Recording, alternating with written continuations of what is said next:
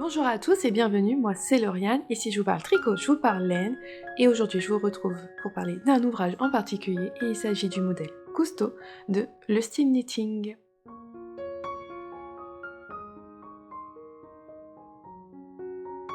Alors je vous montre tout de suite le modèle Cousteau si jamais vous ne connaissez pas ce modèle.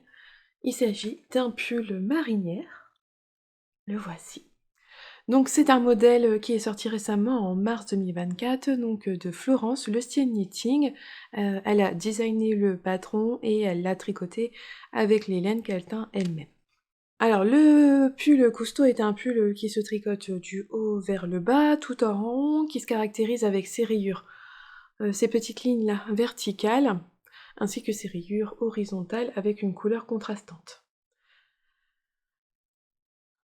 Il présente plusieurs caractéristiques, donc notamment ses rayures dans tous les sens, ses raglans qui sont fort marqués par ses bandes. Ah bah, on retrouve devant, derrière, mais également cette patte de boutonnage qui n'en est pas vraiment une, puisqu'on a vraiment fait donc une bande, une patte de boutonnage, on a vraiment cousu des boutons, mais cela ne s'ouvre pas, il n'y a pas d'ouverture, les boutons sont vraiment cousus à travers toutes les couvertures, à travers toutes les couches du pull, et c'est juste un effet, très joli effet, mais qui s'ouvre pas du tout, le pull ne s'ouvre pas. Alors, au niveau de la construction, c'est un pull qui se commence par le haut. On va commencer par l'encolure avec ses côtes brisées. Vous voyez, ce sont pas des côtes 1-1 ou 2-2 classiques. Ensuite, on vient faire les rangs raccourcis tout en commençant à mettre en place les raglans. Vous voyez, dès le départ, on a les lignes de raglan qui se forment. Tout est très bien expliqué dans le patron, en rang par rang. C'est vraiment bien expliqué, on est tenu par la main tout du long. Et puis on va faire toutes les augmentations raglan, donc qui se mettent en place de part et d'autre de cette bande. C'est vraiment très joli, j'adore moi le fait que le raglan soit fort marqué par cette bande, j'aime énormément. Et au fur et à mesure qu'on va faire ces augmentations, on va avoir aussi de plus en plus de lignes verticales qui vont se créer. Et là aussi, dans le patron, c'est extrêmement bien expliqué. On a vraiment le détail rang par rang, avec à chaque fois qu'on a une augmentation, voilà, on a un rang où on a bien 2 mailles endroits, puis le rang suivant on a 3 mailles endroits, puis 4 mailles endroits, puis 5 mailles endroits, et on doit créer une nouvelle ligne, et puis ainsi de suite, on reprend. Et donc c'est vraiment très bien expliqué dans le patron, franchement voilà, on peut pas se tromper. Moi, vraiment, si on a des inquiétudes ou qu'on a des doutes, vraiment, on est tenu par la main, il suffit de suivre le patron, c'est très clair. Voilà, on peut pas se tromper, on peut pas hésiter en fait dans la compréhension du patron. Et j'aime beaucoup la mise en page, d'ailleurs. J'ai beaucoup aimé la mise en page du patron. Je trouve que visuellement aussi, c'est très joli et très beau à suivre. Donc on va venir faire ces augmentations raglan. Au niveau ici de la patte de boutonnage, donc là on le voit pas, mais derrière c'était aussi les côtes, des côtes, comme tout le reste de l'encolure, et on a également en dessous vraiment le raglan. La patte de boutonnage, bon, moi je trouvais que c'était ce qui faisait son charme au pull, mais je peux comprendre que certaines personnes trouvent que ça fasse trop au pull, qu'il est déjà bien chargé comme ça. On n'est pas obligé de la faire, c'est facultatif.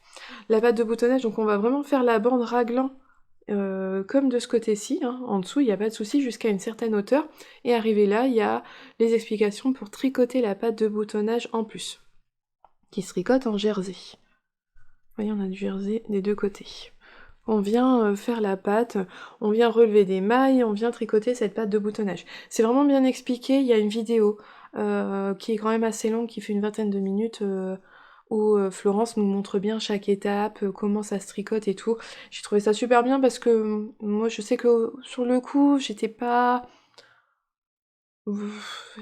sûre à 100% de ce qu'il fallait faire en lisant le patron, et j'ai trouvé que vraiment la vidéo, ça rassure, ça permet de voir, elle prend le temps, voilà, elle s'est filmée en train de tricoter toute la bande, donc j'ai trouvé ça vraiment bien. Donc vous voyez, on commence ici, puis on vient tricoter toute la bande.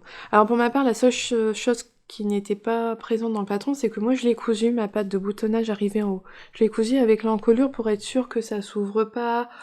Bon, au final, avec le bouton, ça aurait pas bougé, mais en fait, tant que j'avais pas mis les boutons, de toute façon, au moins, ça tenait bien. Et c'est juste la petite modification, c'est que moi, j'ai cousu ma patte de boutonnage à mon encolure. qu'on vient faire la pâte de boutonnage. Là, on pense qu'on a fini, bah non, on n'a pas fini. On fait encore des augmentations raglans, tout ceci. Donc je vous avoue que la partie là, avec les raglans, elle est longue. J'ai trouvé ça quand même long, on a quand même pas mal de mailles sur ces aiguilles sur la fin. Oui, c'était assez long de faire toute la partie ici. Personnellement, je sais que mon échantillon en hauteur est un petit peu différent de ce qui est recommandé dans le patron. Donc moi, je dois avoir 1 centimètre ou 2 de plus au niveau de la profondeur du raglan. Et je trouvais déjà qu'au départ, c'était un raglan qui tombait bas. Et moi, en plus, il tombe encore plus bas parce que mon échantillon correspond pas totalement à ce qui est recommandé dans le patron. Donc oui, la partie là, elle était assez longue à tricoter. Quand on arrive au corps, alors là, c'est super plaisant parce que bon, bah déjà, on a moins de mailles sur son corps. Et on commence les rayures. Et là, tout de suite, forcément, les rayures, ça motive. On continue à faire nos lignes, hein. Voilà, hein, à toujours à un niveau, à un rythme régulier.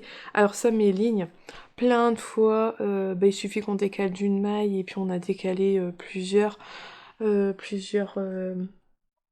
lignes, donc il a fait plein de fois. J'ai dû détricoter pour tout recaler, ou sur le rang d'après, je remettais bien les mailles. Si ça devait être une maille envers, je la remettais à l'envers. Si ça devait être une maille endroit, je la remettais à l'endroit.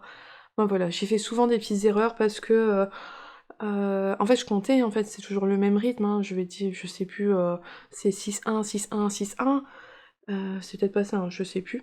Mais des fois, peut-être qu'on l'a décalé d'une maille, mais après je continue à compter quand même 6-1, 6-1, 6-1, sauf qu'il y a un moment où j'ai fait 7-1 et donc tout était décalé d'une maille. Donc bon, il a fallu souvent détricoter et remettre bien. Mais bon, ça, c'est pas... Tant qu'on s'en rend compte rapidement, c'est pas trop grave. Et on vient donc faire les rayures. Et ça, c'était chouette. Ça, c'est super motivant. Comme toujours, hein, le jeu des couleurs, ça motive, on a envie d'avancer. Donc j'ai fait le nombre de rayures préconisées dans le patron pour ma taille, donc c'est-à-dire 4 rayures. 1, 2, 3, 4 contrastantes. Et on vient faire des cottes, là aussi des cottes brisées sur le bas du pull. Au niveau du rabat, j'ai dû faire le rabat de Xiaowe Design, parce que moi je me suis pas pris la tête. C'était simple et efficace. Ensuite, on vient reprendre les manches, et là également, on vient faire les rayures. Donc là, on voit qu'au fur et à mesure, on fait des diminutions, et on perd des lignes. Hop là, vous voyez ici, la ligne, elle est stoppée. Après, ici, elle est stoppée là. Donc voilà, au fur et à mesure, on stoppe les lignes. Si je vous montre ici, là, elle est stoppée là. Vous voyez, petit à petit, on perd les lignes au fur et à mesure qu'on fait les diminutions de la manche. On fait les rayures également, au même rythme que sur le corps, mais on en a un peu plus sur les manches. Alors là, la seule chose que j'ai trouvé dommage, c'est que j'ai trouvé que les diminutions, elles étaient fort éloignées les unes des autres. Par rapport au milieu du rang, alors si je vais essayer de vous montrer, je sais pas, genre j'ai une diminution ici, j'en ai une là, vous voyez, il y a quand même pas mal de mailles entre les deux. Moi j'ai trouvé que si elles avaient été plus rapprochées, j'aurais pu faire courir mes petites lignes plus longtemps sur le pull. Mais bon, c'est juste un petit détail, c'est juste le petit détail, on va dire pour chipoter, mais sinon j'en suis contente. Alors j'ai quand même trouvé ça long les manches. Moi habituellement j'adore les manches, mais là entre eux il fallait faire les diminutions, compter ses rangs pour faire les rayures, plus faire les lignes, ça n'a pas été aussi fluide que d'habitude et j'ai trouvé que mes manches elles étaient un petit peu longues. Surtout que quand j'ai tricoté ce pull là, je savais que j'allais pas le mettre après. Je l'ai toujours pas porté parce que, quoique, là aujourd'hui où je filme, il pleut et il fait vraiment pas chaud. C'est vrai que j'aurais peut-être pu le porter. Mais normalement voilà, on est arrivé au mois de juin, un pull en fingering, des manches longues, je le porte pas normalement. Et on termine les manches encore avec des cottes brisées. Voilà, et on vient faire la deuxième manche à l'identique. On rentre ses fils, on le lave, on le bloque et on vient mettre les petits boutons. Personnellement, c'est des petits boutons que j'ai trouvés à ma petite mercerie, une tasse de fil et d'aiguilles chez Justine. Des petits boutons en bois avec des paillettes. Et j'aime beaucoup. Donc voilà pour mon pull. Ça a été quand même une construction, alors c'est une construction raglan, mais tous les détails ont fait que c'était quand même intéressant à tricoter. C'est des choses que j'ai pas l'habitude de faire, hein. Les cottes brisées, j'en fais rarement. Ces lignes-là, je crois que j'ai jamais fait de pull encore avec des lignes verticales comme ceci, avec des on va dire des cottes, donc j'ai beaucoup aimé ces raglans qui sont fort marqués, bon, enfin tout ce que j'avais aimé sur le patron quand il était sorti, parce que c'est vraiment été un coup de cœur quand il est sorti, bah j'ai eu le plaisir de le tricoter. Même si ça m'a paru un peu long à tricoter, surtout les raglans c'est long, mais c'est dû au fait que je l'ai tricoté à une période où j'allais pas le porter. Je me suis rendu compte que c'est tout, il fallait pas que je fasse plus de pulls parce que je les porte pas, donc ma motivation elle est pas vraiment présente. J'ai beaucoup aimé tricoter la laine contrastante, ces jolies nuances, j'ai beaucoup aimé. Alors j'ai tricoté la taille 3, j'avais hésité entre deux tailles, j'ai bien fait entre la 3 ou la 4. J'ai bien fait d'utiliser, de faire la taille 3, donc c'était recommandé pour un tour de poitrine de 96, soit un petit peu moins que le mien. Mais la taille 3 correspond, une fois le projet terminé, à 109 centimètres de pull, de tour de poitrine, le pull fini, 109. Donc j'ai à peu près 10 centimètres d'aisance positive. Donc voilà, j'ai fait la taille 3. Il fallait 3 écheveaux de laine principale et un écheveau de laine contrastante. Au départ, je savais pas trop la longueur parce que je trouvais que ce qui était indiqué dans le patron, c'était pas assez par rapport à ce que j'ai l'habitude de faire. Mais finalement, j'ai respecté ce qui était dit parce qu'au début, en fait, dans le patron, il est dit si on veut rallonger son corps, c'est à ce niveau-là, avec sa couleur principale, on fait plus de rangs avant de commencer ses rayures. Sauf que bon, j'avais vraiment envie de commencer mes rayures, et je m'étais dit quand même, l'emmanchure elle tombe bas, donc je pense que ça va avoir une incidence sur la longueur du pull, sur la longueur du corps. Je vais quand même me méfier et je vais pas rallonger. Et au départ, je m'étais dit, si je dois rallonger, je rajouterai une rayure de ma couleur contrastante à la fin. Sauf que j'aurais pas eu assez en fait de laine contrastante pour rajouter une rayure. Heureusement que j'ai pas eu à le rallonger. Parce qu'on faire mes 4 rayures sur mon corps, plus on a 2, 4, 6 rayures sur chaque manche. À la fin, il m'est resté que ça de de ma laine contrastante. Là en tête, j'ai plus la quantité qui me reste, faut aller voir sur Ravelry, mais je doute fortement que ça m'aurait permis de faire une rayure en plus sur mon corps. J'ai des doutes. Franchement, je pense pas que j'aurais pu. Par contre, il me reste tout ça de ma couleur principale. Donc voilà.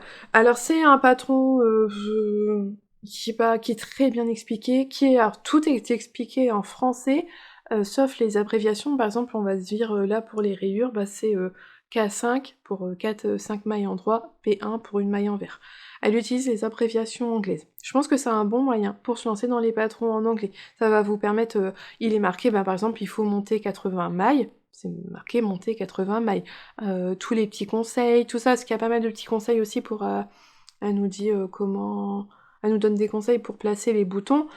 Tout ça, c'est expliqué en français. Il y a tout et le reste est en français. Mais à partir du moment que ça va être marqué tricoter des mailles en droit, bah, ça va être K1, P1. C'est les abréviations anglaises. Et donc, il y a le lexique pour dire ben, à quoi correspond le K, le P, le SSK. Ça, il n'y a pas de souci. Tout est expliqué dans le patron. Et je trouve que c'est un bon moyen de se mettre à l'anglais. Alors je vais le mettre pour que vous voyez ce que ça donne porté. Donc voici le rendu porté du pull. Donc je vous disais, hein, de l'aisance, j'en ai. Là je suis large, il n'y a pas de souci. Je pense qu'il s'est détendu au lavage. Il était un peu plus proche du corps avant le lavage, mais il s'est détendu au lavage. Le poids, tout ça, c'est vrai que c'est un pull que je trouve qui est assez lourd. Et ouais, non, il s'est détendu. Et donc je pense qu'il s'est détendu un petit peu au lavage. Je sais pas si c'est l'effet des côtes ou autre, mais ouais, j'ai trouvé que quand je l'ai lavé, que je l'ai posé à plat, sur le coup, il m'a paru très grand. Bon, finalement, au porté, ça va. Mais oui, il prend ses aises au lavage. Et vous voyez, on a quand même pas mal de plis à ce niveau-là. Là, j'ai un petit surplus que je suis pas fan. Vous voyez, mon aisselle, elle est là, et il tombe là.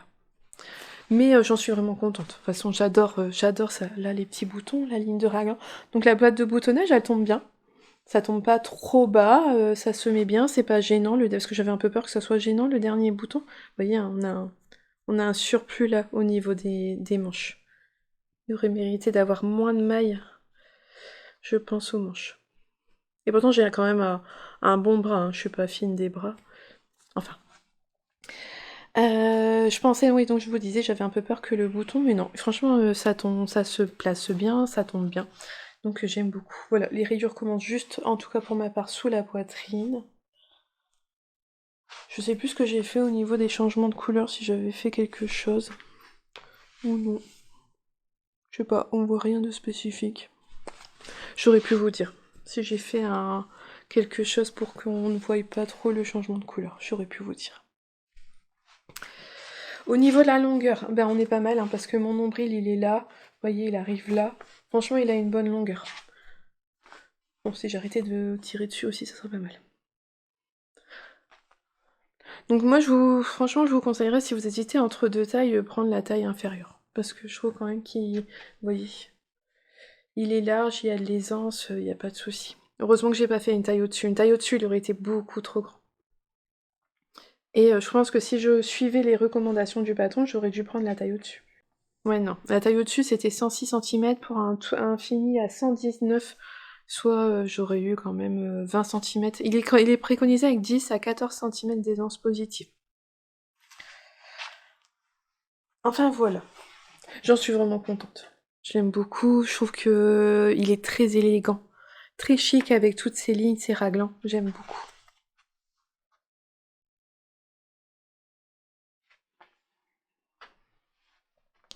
Donc voilà pour mon petit pull cousteau. Je vais avoir énormément de plaisir à le porter. Alors pour moi cet automne, parce que bah voilà, c'est des couleurs très automnales, en tout cas à mon sens, hein. Donc je vais avoir vraiment beaucoup de plaisir à le porter durant cet automne. Faut savoir que Florence le style knitting, elle l'a tricoté avec sa base qui contient du bambou, donc un fil qui est un peu plus estival, qui correspond mieux à la période actuelle. Je pense que ça pourrait faire aussi une très belle marinière blanche et bleue, par exemple, à porter durant peut-être là, le printemps, début de l'été, surtout quand on habite comme moi dans le nord de la France et qu'il fait froid. Mais moi je l'ai tricoté en 100% fingering, donc vraiment pour cet automne, il sera vraiment très chouette.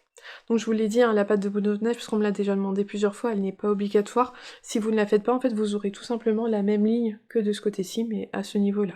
C'est vraiment pas obligatoire de faire la pâte de boutonnage, c'est quelque chose qui se rajoute en cours de tricot. Il faut vous décider quand on arrive là, il va falloir se décider au moment où on doit faire la pâte de boutonnage. Vous la faites ou vous ne la faites pas, parce qu'après on peut pas revenir dessus, mais elle est facultative. Donc voilà, je pense qu'au niveau du patron, je vous ai dit tout ce que j'ai à dire. Je suis vraiment contente, voilà, je suis très à l'aise dedans, je suis pas vraiment il colle pas du tout au corps. Je suis très à l'aise dedans, il est quand même vachement ample, je trouve. Donc je suis vraiment très contente du modèle, je suis très à l'aise dedans. Je le trouve vraiment assez ample au niveau du corps. Au niveau des laines, j'ai utilisé des laines de chez Woolbags. Hop. Dans sa base, dans sa gamme douceur sock, donc 85% mérinos super fin, super wash avec 15% de nylon, 400 mètres pour 100 grammes. Le coloris noisette, c'est mon petit coloris, comment on appelle ça, caramel, noisette, voilà. Et le coloris Best Witch, qui est mon coloris contrastant que j'ai adoré. En plus dedans, en fait, il s'accorde très bien avec noisette puisqu'il y a des speckles noisettes dans le Best Witch et des speckles violet, rose. C'est vraiment très joli. Donc sur le corps, on a les nuances qui sont quand même plus étalées. Les rayures sont un peu plus blanches. Quoique ça dépend des endroits. Et on retrouve quand même plus de violet sur les manches sur une petite circonférence. Donc il m'a fallu de mémoire à peu près 2 écheveaux et demi pour ma couleur principale et j'ai bien entamé, j'ai utilisé beaucoup de mon écheveau contrastant pour faire les rayures. C'était la laine qui m'avait été offerte par la marque dans le cadre de mon rôle d'ambassadrice cette année et je tenais encore à remercier Laura. Donc voilà, je pense que je vous ai dit tout ce qu'il y avait à dire sur le patron. Très bien expliqué, franchement une très belle mise en page, on est tenu par la main, il n'y a pas de place au doute, c'est très bien fait.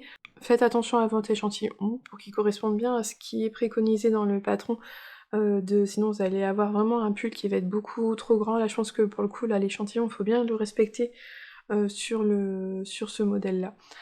Je tenais également à remercier Clémence qui m'avait très gentiment offert le patron pour mon anniversaire. Encore un grand merci à toi. Donc ouais, j'ai quand même pris beaucoup de plaisir à tricoter ce pull et je sais que j'aurai énormément de plaisir à le tricoter. La laine elle est super douce, très agréable à tricoter et j'aime beaucoup les couleurs. Parce que j'avais quand même vu que mon premier écheveau, vous voyez surtout à la caméra ça se voit, il est un peu plus nuancé que le reste. Mais faire la méthode pour alterner hélicoïdal, c'est pas possible en fait. J'ai essayé et c'est pas possible à cause des lignes là. Donc c'est clairement pas une méthode qu'on peut utiliser sur de la texture ou de la dentelle. Ça s'utilise que sur des mers de jersey complètement. Sur du jersey en droit, sur un corps c'est parfait mais pas sur autre chose. Mais au final, je sais que j'ai changé des chevaux, je sais plus quelque part. Et c'est pas choquant le changement des chevaux. Et ensuite, comme on a nos rayures, ça on voit quand même, hein, notre écheveau était un peu nuancé. Et comme ensuite on a les rayures, de toute façon, ça permet vraiment de ne pas avoir de soucis de démarcation entre les écheveaux. Donc j'ai pas alterné finalement. Je vais juste essayer d'alterner sur quelques rangs, mais c'était pas possible. Voilà. Voilà, je vous ai dit un peu tout sur la construction de ce pull-là. Au niveau du coût, alors le patron il est disponible sur Ravelry au prix de 8,50 €. Je pense que le style knitting a son propre site. Je vous mettrai le lien s'il est disponible également sur son site à elle. Les écheveaux de Woolback sont vendus 24 € les chevaux, qui revient pour un total en gros de 105 € pour ce pull. Vous pouvez très bien le faire avec des laines industrielles. On peut très bien imaginer le faire en Jawel Silk de Langarn, en Arouetta de Filcolana, en or de Drops, en Flora de Drops, voilà, il y a quand même beaucoup d'alternatives, n'hésitez pas à aller voir. Voilà. Florence, elle l'a proposé dans un fil mérino bambou, pour quelque chose d'un peu plus estival. Bon voilà, il est fait en 100% mérinos et je pourrais le porter durant tout l'automne avec grand plaisir. Voilà, on est arrivé au bout de cette petite vidéo, j'espère qu'elle vous aura plu. En attendant, je vous souhaite une belle journée ou une belle soirée en fonction de quand est-ce que vous regardez cette vidéo, et surtout un bon tricot, et je vous dis à bientôt. Bye!